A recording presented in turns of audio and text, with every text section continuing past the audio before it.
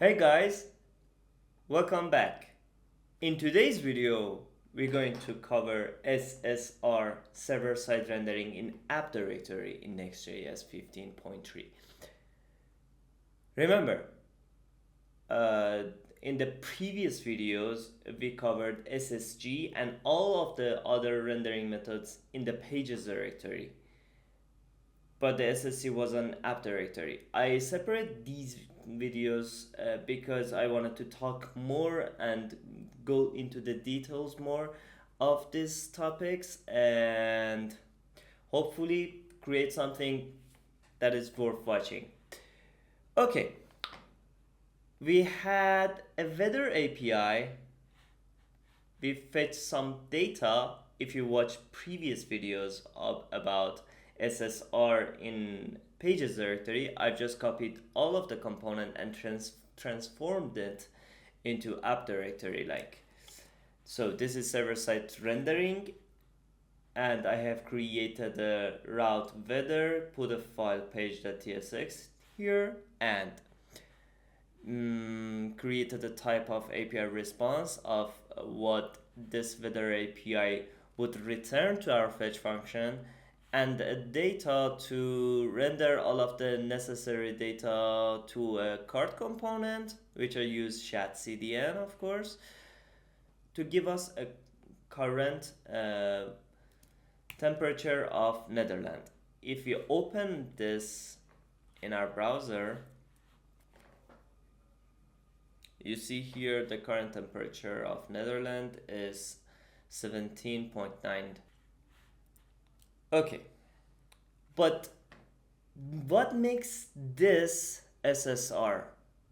Server components are SSR by default. As soon as we mark this function async and we fetch some data here, this is server-side rendering. So if you remember, if you want to compare to the SSG, in SSG we have generate static params.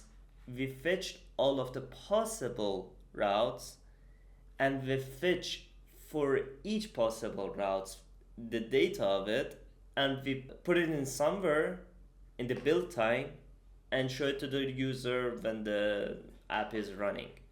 But the data is not dynamic, it was static. We can opt into SSR whether using here cache, no store, note that, or we can just come in here and export const dynamic, which is forcing dynamic rendering in here. These are all SSR. Note that if you're using Next.js version 13 and 14, you gotta use cache no store, because default behavior of the fetch function is forcing cache, is this force cache.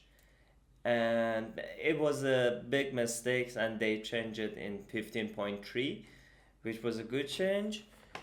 And yeah, this was SSR. But if you take a look at the function of the fetch with request in it, we're going